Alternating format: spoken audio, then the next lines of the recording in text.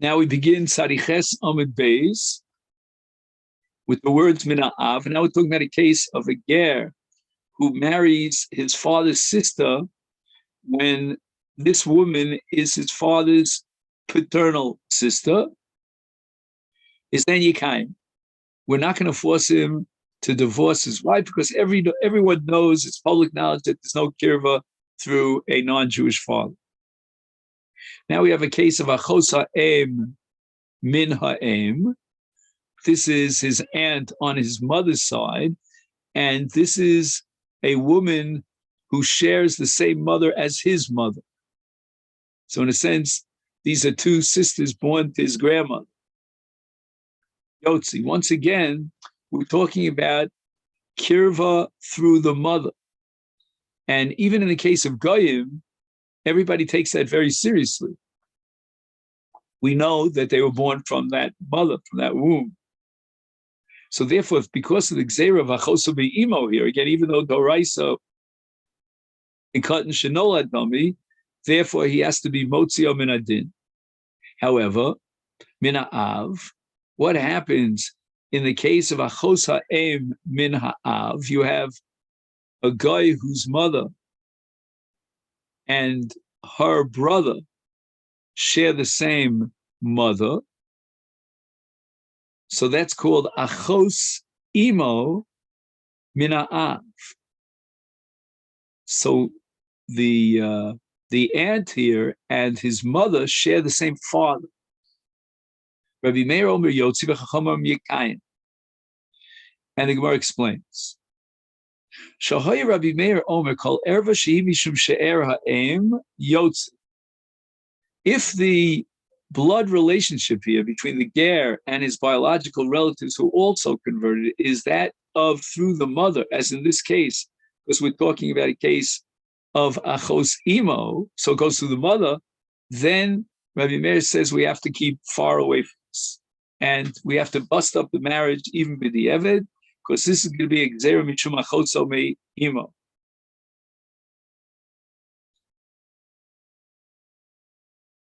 So again, achos ha'av min ha'em, achos ha'em min ha'em is going to be a gzera otu achoso mi'imo. And achoso mi'imo, again, is only drabanan, but nevertheless, when it's achoso, we have to take that very serious, because there is kurva min ha'em. That's everyone knows about that. However, says Rabbi Meir, mishum ha'av, any share basar, any biological relationship through a father is yikayim. We don't have to bust up the marriage because, as we said before over and over again, the people know that there's no kurva mina'ah. Umutar bi eshes achiv me'imo. And the ger is allowed to marry the wife of his brother when he and his brother share the same mother. So we're talking about his maternal brother's wife. And what happened is this person that we're referring to married Eshes Achiv Me'imo before he converted, while he was a guy. And the Chacham did not institute a Gzeira in that case, maybe less. This is not the Gzeira that we accepted, but the Gzeira would have been that maybe the ger will come to marry Eshes Achiv in a case where Nolad li achar she'imo kvar is gairo, right? He was misguided together with his mother, and therefore this woman Eshes Achiv would be a doraisa. That would be an Isa Torah. But lo gazur b'kirva bal ela abolu al yidei kiddush. Now the Gemara makes a fundamental distinction between two separate categories of kurva. There's kurva through marriage, like I'm related to my wife's sister, and so forth and so on. And then there's kurva through she'er basa, like a mother, a daughter, a sister, and so forth. And here's where we make the following distinction. In this case of Eshes Achiv, right? Eshes Achiv, in this case, Me'imo, would be a relative through marriage, through kiddushin. It's not a relative of Sher Basa. I mean, they don't share any common genes, so to speak. And in addition to that, ubenesue eshes achi aviv. This is an aunt who's married to his father's brother, but she's not related to him other than through kiddushin because she married her. He married his father's brother. Usha'ar kol arayos Torah slow.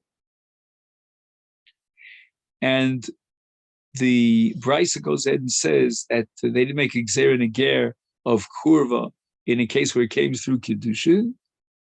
And now the Brisa is lasuya comes to include also that a ger is allowed to marry Ashes of Ha'av. Right? Ashes Ha'av means a woman who was once married to his father and is not his mother. Nasa Isha Ubita, while he was a guy, he married his wife and her mother, and they all underwent gerus together with him. Then he cannot maintain his marriage relationship after gerus with both his wife and her mother, but rather konis achas umotzi achas. We're afraid that maybe Klal Yisrael will get the mistaken impression that you're allowed to marry a woman and her mother. So therefore, this marriage to both a woman and a mother has to be terminated.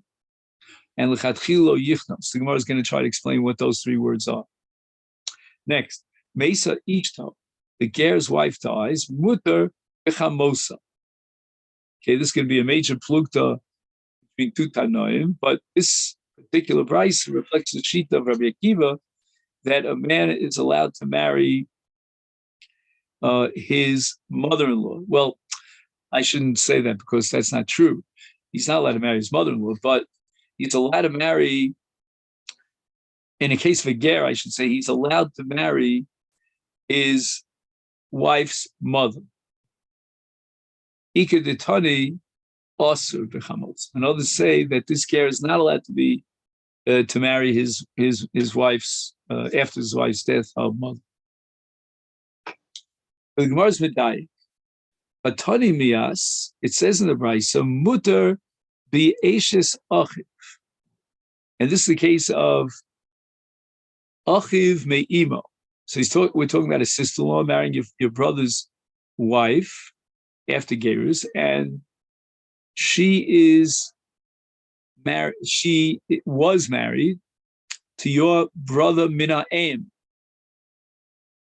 My love, shouldn't we interpret this brisa that allows the ger to marry Ashes Achiv Me'imo and Nintaba Achiv Kshuger when his brother had already underwent gerus and then he married this woman?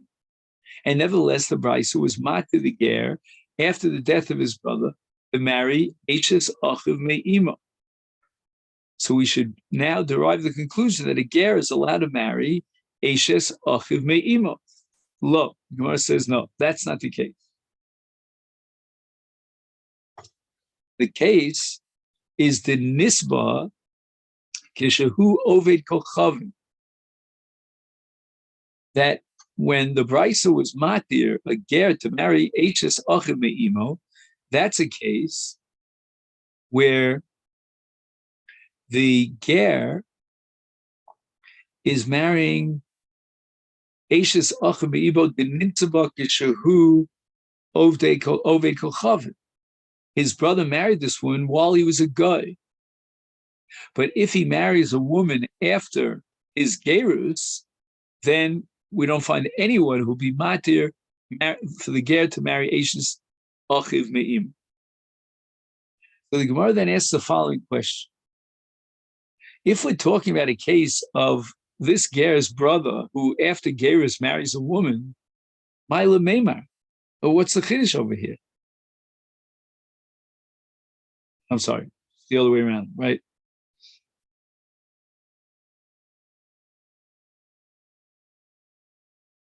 Oh, just the other way around, sorry.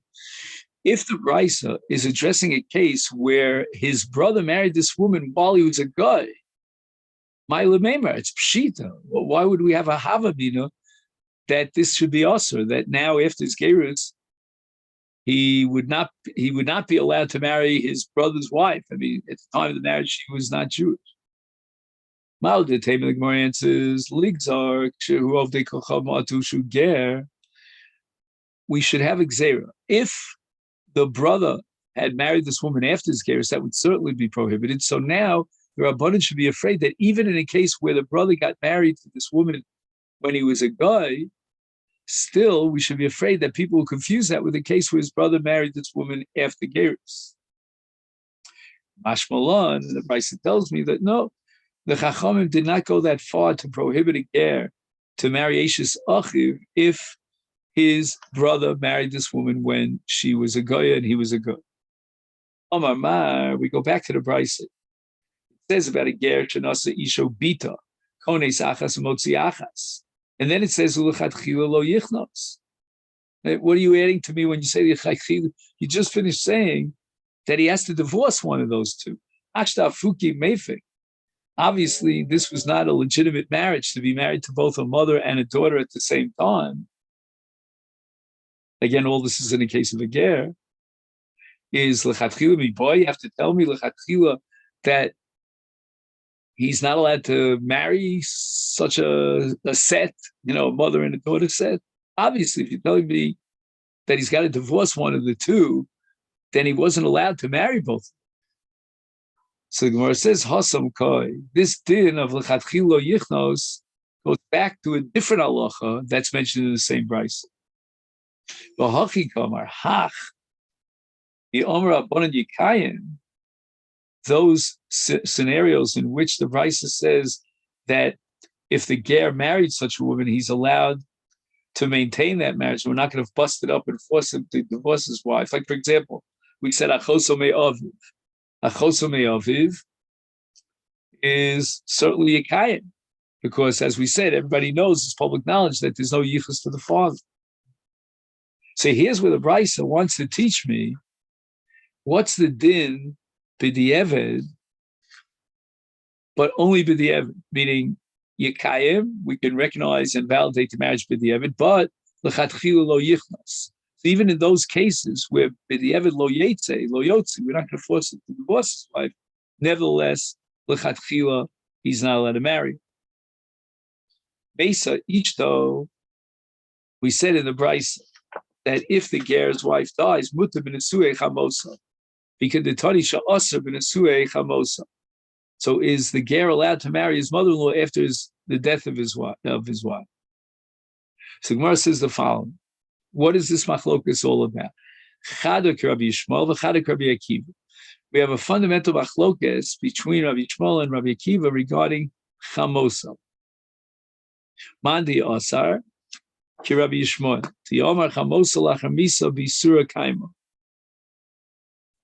Rabbi Yishmael is of the opinion that the Torah enjoins someone from marrying his mother-in-law even after the death of his wife, and therefore ulagabi ger gozu be'rabbanan. Even though again lagabi ger there's no yichus here at all because kikatan shenolad dami, but nevertheless we have to institute a gzera that he shouldn't marry his mother-in-law after the death of his wife, because if we allow that to happen, we have to be afraid lest they're going to be matir even for Yisrael to marry his mother-in-law after the death of his wife.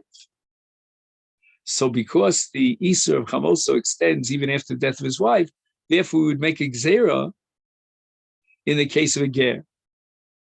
Mandashari, but the Brisa that allows the ger to marry his mother-in-law after the death of his wife is Rabbi Akiva, Tiyamar Chamoso lachamisa klash le isura. According to Rabbi Akiva, although a man is not allowed to marry his mother-in-law even after the death of his wife, but it's kolashle. It's a weaker kind of an isur. He doesn't get a punishment of sreifa, for example.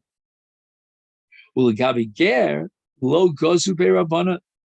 Therefore, for a ger who wants to marry the mother of his wife, we're not going to institute a gzera, because even if a person would mistakenly think that even a Jewish man is allowed to marry his mother after the death of his wife, that's only an Isur Kal, so to speak, an Isur Kolish. Okay.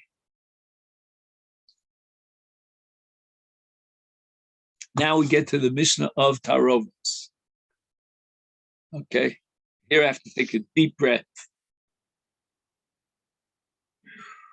I mean, the diagrams here are just incredibly complicated, but we'll give it a shot. Okay. So the Mishnah says the following.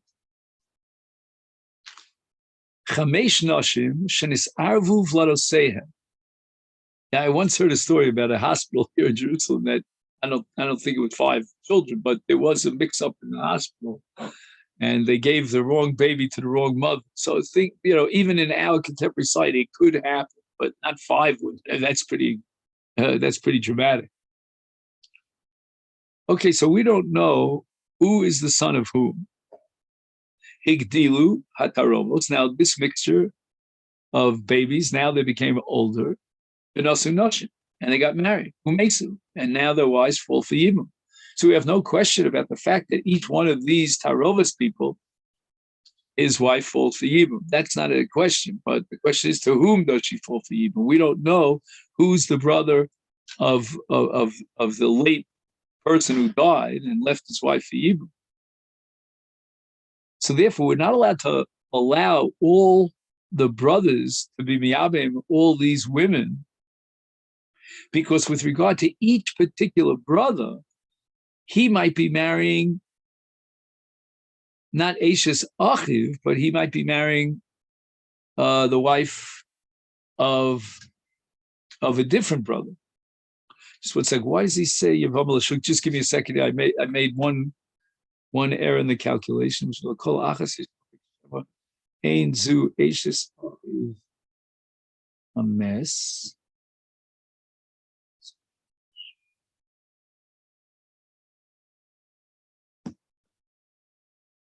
Let's read on, and then we'll look at the diagram, and then hopefully we'll clarify this point.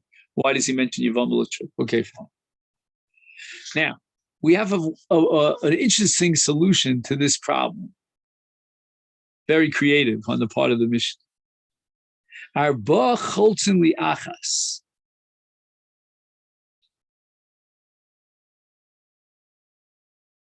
So we have 5 possible Yevamim, right, for each one of them.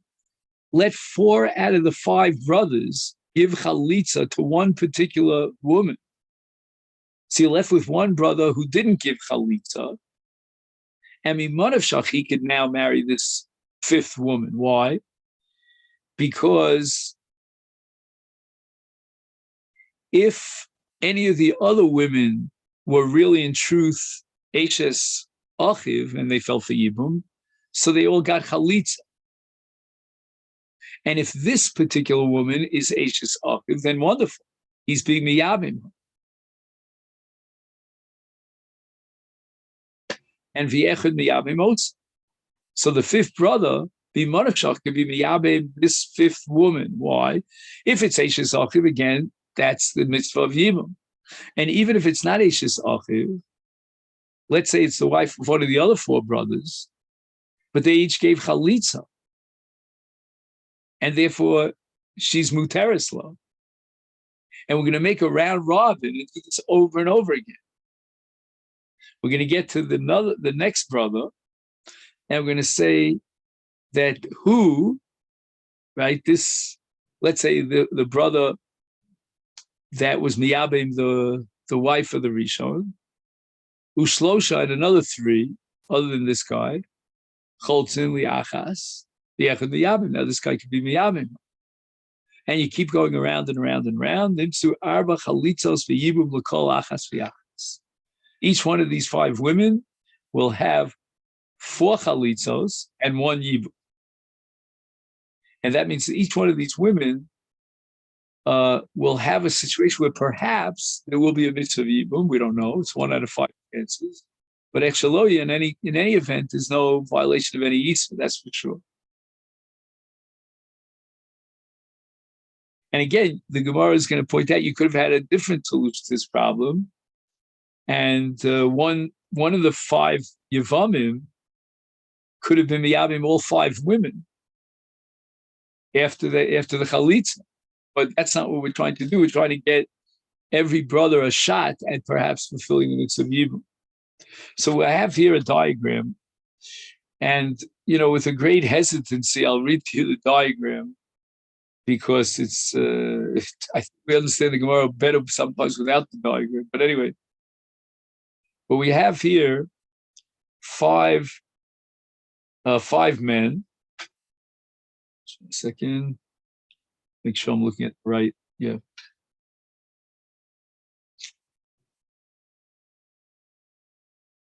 So we have Avram, Yitzchak, Yaakov, Moshe, and Aaron.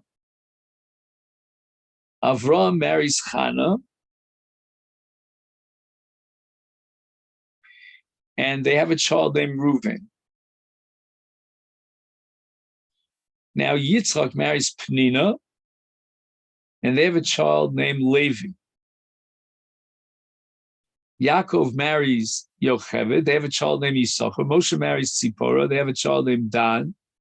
Aaron marries Elisheva, and they have a child named Gad.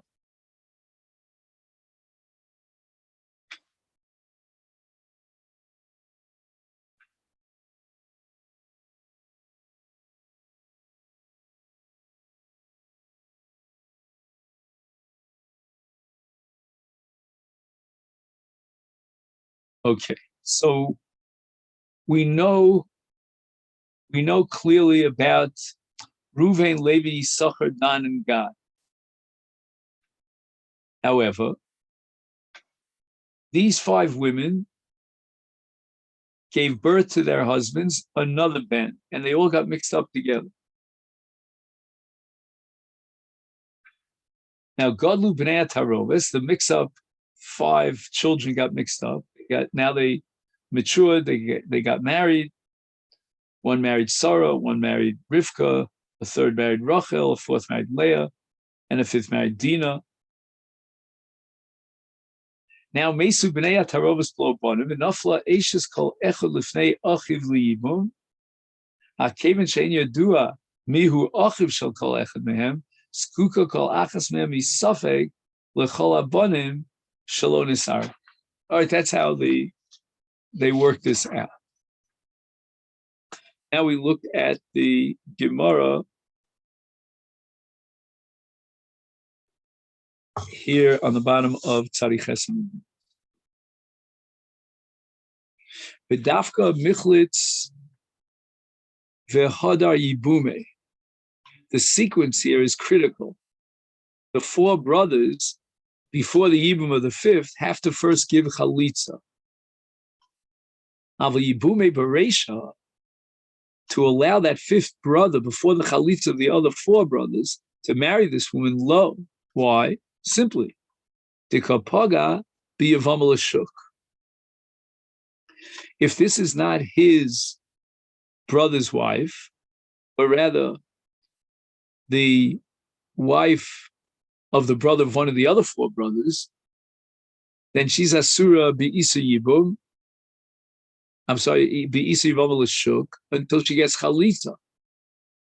So you have to critically require the 4 brothers to give Chalitza before the 5th. Could be Miyabim. And this is the solution to that problem I had earlier, why we're mentioning Yevamot Shuk and not Eishes Achiv, because if it's not Eishes Achiv, then he's allowed to marry her, but there's a problem with Yevamot Shuk, and therefore we have to have the 4 Chalitzos first. Gemara continues to explain our Mishnah. What does it mean? Who shlosha cholzin liachas? And the Gemara wants to know, why does the Mishnah say that the ach, who's miyabim, the first of the 5, he is cholitz l'shniya, together with 3 brothers, other brothers? Why didn't it mention that the brother could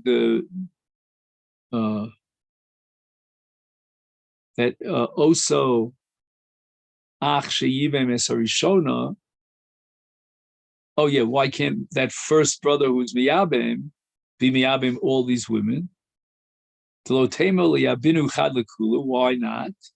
Why Dilma misrami leiludite. Maybe he'll get lucky, and the woman that he is being miyabim might be eishes achiv. There's a 20% chance that could happen. And now we go on. The Gemara brings another din with regard to this mixture of banim who died. Miktsasan achim umiktsasan she'ein achim. Achim choltim she'ein achim miyabim. Maika Omar. What's going on in this case? Omar of Safra Hachi Kama. Miktsasan, some of the what's called the Achim Vadoim are Achim in Av. So that's fine because Yibam always depends upon Achim in Av. So they are Achim in Av of the Tarubs, of the mixture. Miktsasan, however, some of these brothers of the Vadoim, they have B'nei Tarovos, Achim Mina Em. So that it's not only paternal brothers, but also maternal brothers in this mixture. And therefore, Achim Mina Em Choltzin, V'Achim Mina Av Miyab. Okay, so let's see if we can get the case. He says the following: Rachel and Chana, who are 2 out of the 5 women whose vlodos got mixed up, they were married both to Reuven. So Reuven is married to both Rachel and Chana. Rachel has a son by the name of Yosef. After she has a son by the name of Yosef, Reuven divorces her, and she gets married to someone by the name of Boaz. Boaz has another child from a different woman. Now Rachel has a child from Reuven, and Chana has a child from Boaz. And there are another 3 women in this mixture. And the vlodos got mixed up. So it comes out, just to summarize, that Yosef, who's the son of a marriage between Rachel and Reuven, has a taroves of Achmina Eav and Achmina Em. How so? Because the son of Chana, the wife of Reuven, is a brother from his father. Because Yosef's father is Reuven, and now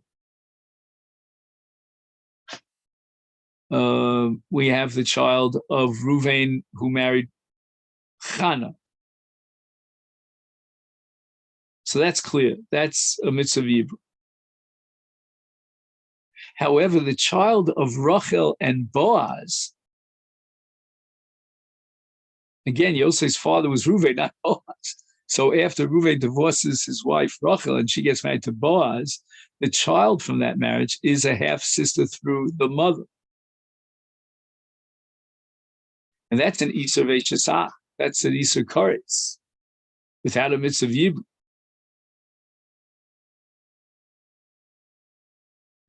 So those that have this tarobes is Achim and Aim Choltzen. So Yosef, who has a tarobes in front of him of an Achim Aim Shalominav, only a maternal brother, he's not allowed to be miyabim, huh? And he cannot be miyabim any of the other wives, of the other women, even after they got chalitza, because chalitza is not going to be matir the Iser Erva of Achoso Min, of